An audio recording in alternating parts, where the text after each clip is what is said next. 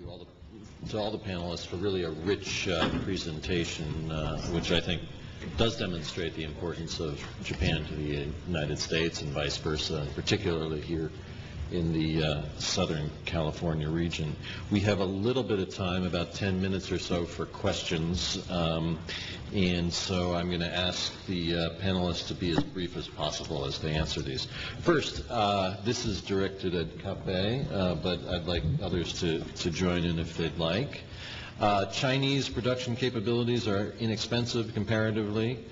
After R&D and products are made market ready, would it be advantageous and business smart to use China's inexpensive labor, et cetera, for mass production? Or how can inexpensive production remain in Japan or stateside competitively and profitably? In other words, how do we compete with China? I don't think we really intend to compete with China head to head.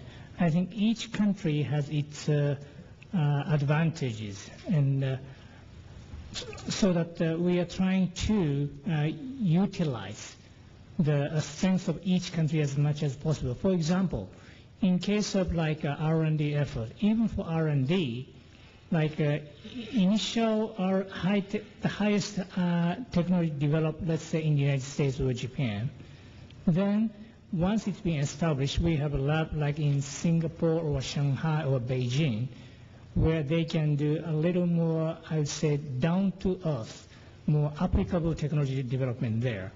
Then, which it can be better close to the actual manufacturing facilities in China. So again, as far as probably most of the multinational companies are concerned, we are not really trying to compete with companies in other countries, but we are trying to make the full use of the each local advantage of each country and then come up with the most optimal combination of division of labors among these countries. If I could just add a word to that, you know, this has been a big development around the world over the past 30 or 40 years. As transportation costs have continued to come down and communications costs have become much lower, manufacturing firms have really focused in on all of the different pieces of producing a final product. And they move that production to those parts of the world where it makes the most sense for it to be located.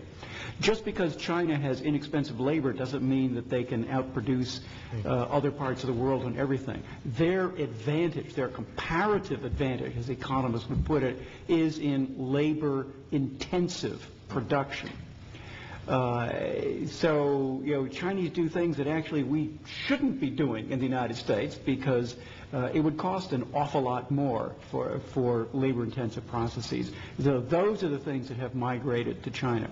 That won't last forever. As Chinese wages go up, they'll move into other things, but that's where they are at the moment. And here's a question for Ed. Your presentation focused on the disaster and current supply and demand. I'm concerned about destruction and the cost of rebuilding have impaired Japan's wealth, productive resources in the longer term, especially with Japan's high public debt. Is the disaster significant in the long term? No. Japan's high public debt is not something that will inhibit the reconstruction. There was, in fact, Americans and other foreigners just don't seem to understand this about Japan, so that in the first day or two after the earthquake, the Japanese yen actually went up because speculators around the world apparently were convinced that Japanese firms would have to liquidate holdings that they had abroad in order to take the money back home and pay for reconstruction. No, they don't. They got enough money at home. Just because the ratio of gross Japanese government debt to GDP is over 200% of the economy, Japanese government can float 10-year bonds at about 1.3% interest rates. Incredibly low. That's not going to change in the next several years. Do they have a problem 10, 15 years from now? Yeah, maybe, but not now. And so the important thing right now is to get that reconstruction done, get the economy growing again, and then that makes the whole debt problem more manageable off into the future. So, no, I don't think that there's really a problem in financing the reconstruction at the present time. And I think this goes to Satu. How can sister cities with Japan help other than interactive discussions with exchange students of middle school age? For example, how can corporations help direct student interests via sister cities so the discussion is on both sides of the table? Yes, I don't have a short and easy answer, but this is one of the things that several foundations and the East-West Center have been working on, is how to revive student exchanges. What we've seen in some of the student data that we've been looking at is U.S. students studying abroad to Japan have actually increased, but Japanese students going abroad generally has decreased, including the United States. So we are looking at some pilot programs. I don't know that any have been decided to revive interest on both sides about educational exchanges. One thing I've been discussing with people is high school level rather than just collegiate level exchanges. We've particularly been impressed, as I said, Japan was the first one we did. We're just finishing an ASEAN, I beg your pardon, I misspoke, for Korea. And we've been very impressed with the Korean high school level interchanges.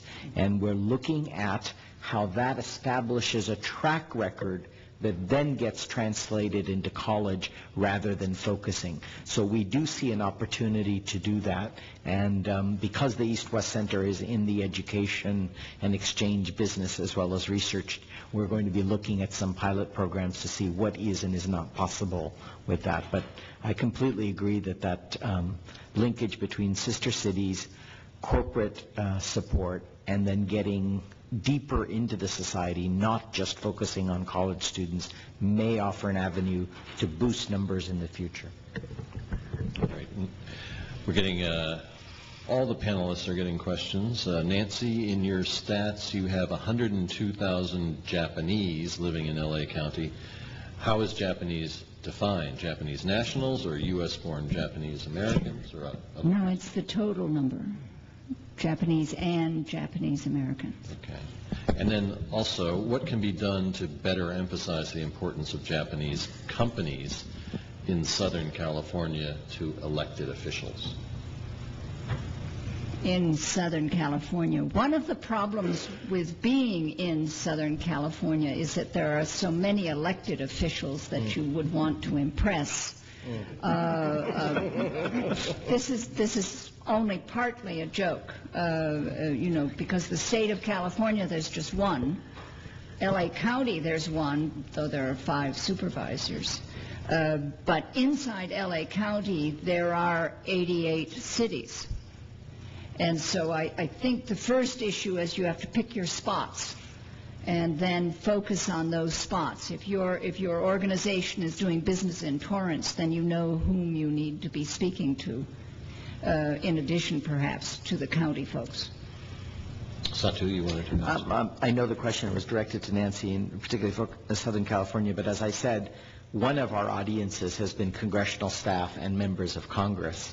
And some of the data is really quite difficult to get for lots of reasons related to congressional data, but it is clearly the case that the number of congressional members, perhaps Ed, you would know this from your time when you served at our embassy, has gone down in terms of congressional visits, member visits. Mm-hmm. Quite significantly. And I just wanted to, in addition to the Southern California and getting elected officials, there are a lot of efforts, like with the increasing student numbers from both directions, to getting more exchange of parliamentarians from Japan to the U.S., and particularly U.S. members to Japan. But I would say, as with some of the things we've kind of alluded to and discussed,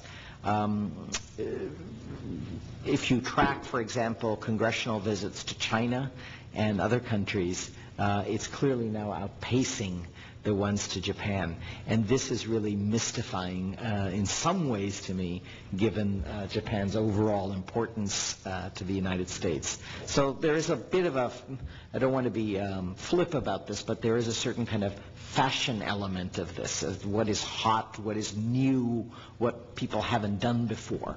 Whereas in some ways Japan is a little bit sort of part of the fabric of American relations. So it doesn't get as much attention as I think it deserves. If I might add just one thing myself. I worked on Capitol Hill on both the Senate and the House side for 12 years, and it is getting the attention of members is always difficult, but one of the things that I've always thought is not done terribly well is getting attention on Japan. And one of the best ways is sort of ground up. When you have as many Americans working for Japanese companies as they do, there ought to be more concerted efforts to try and make members aware. Jobs in a district or in a state are something that are highly valued by members, and they certainly will return calls and make appearances and learn if the requests are being made. Now we're at the close here, but I'm told we can go another 10 minutes or so. If the audience is willing, we have a few more questions, and if that works with the panelists as well. This, I think, can be directed at all of you.